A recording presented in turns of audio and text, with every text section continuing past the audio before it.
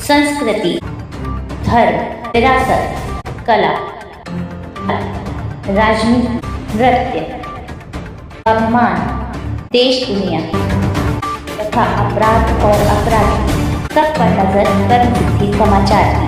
कर्म सिद्धि समाचार, एक सोच एक जुनून। सर, आपका कर्म सिद्धि में स्वागत है। बहुत बहुत आप हमारे साथ बने हुए हैं। अलीगढ़ बार यूनिवर्सिटी में चुनाव चल रहा है और चुनाव जो है सरगर्मियां तेज हो गई हैं। लोगों ने नामांकन कर दिया, नामांकन की तिथि भी समाप्त हो गई है। अब लोग जनसंपर्क करें किस तरीके का चुनाव है और कैसा चुनाव है और कैसे अधिवक्ता जो है अध्यक्ष चुनते हैं और सेक्रेटरी चुनते हैं। सर,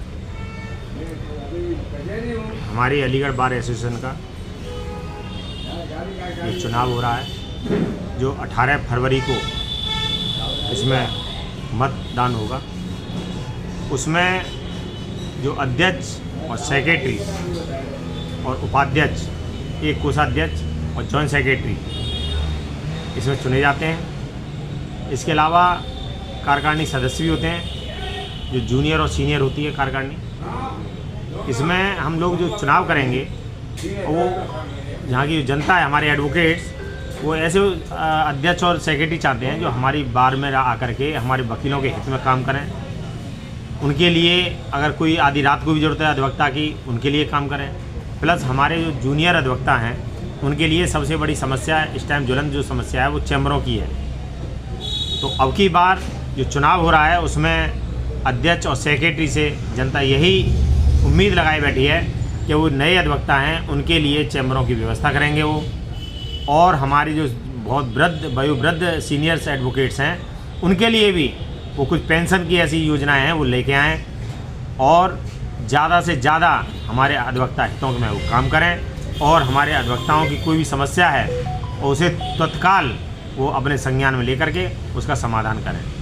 और एक और बात, जो हमारे अधिवक्ता साथी हैं वो एक बात से भी पीड़ित रहते हैं कि पुलिस उनके खिलाफ़ FIR तत्काल कर देती है अगर कोई आम पब्लिक उनके खिलाफ़ रिपोर्ट कराती है तो। उसके लिए भी अब कि हमने मांग की है हमारे जो नए अध्यक्ष या सेक्रेटरी आएँ तो वो SSP कप्तान साहब को अपने भरोसे में लेकर के ये आश्वासन दें कि अगर किसी भी अधिवक्ता के खिलाफ़ कोई FIR करता है तो पहले वो बार एसोसिएशन को सूचना दे पुलिस, और उससे पहले उसकी कार्यप्रणाली के बारे में जाने, उसके बाद ही कोई FIR कराई जाए। उससे पहले ना कराई जाए। सही जांच करा करके अगर कोई अधिवक्ता उसमें इन्वॉल्व पाया जाता है किसी अपराध में तभी उसके खिलाफ कार्रवाई हो, अन्यथा की स्थिति में ना हो। रोतेला जी कह रहे हैं कि बार की मांग कर रहे हैं कि यहाँ पर एक इलाहाबाद हाई कोर्ट की बेंच भी आनी चाहिए अलीगढ़ के अधिवक्ता, तो उसके लिए क्या करेंगे आने वाले टाइम में? हमारे पिछले कई सालों से हमारे अधिवक्ता साथी प्रत्येक शनिवार को इस बात के लिए स्ट्राइक करते हैं कि एक बेंच हमारे अलीगढ़ में होनी चाहिए,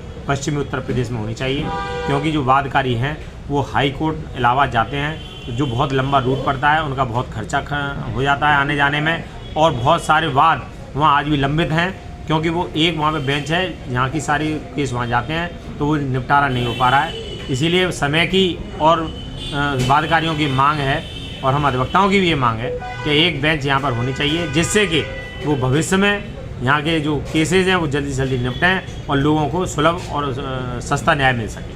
आप अधिवक्ता परिषद के अध्यक्ष भी हैं क्या? जी, मैं अधिवक्ता परिषद का जिला अध्यक्ष हूँ, अधिवक्ता परिषद ब्रज प्रांत।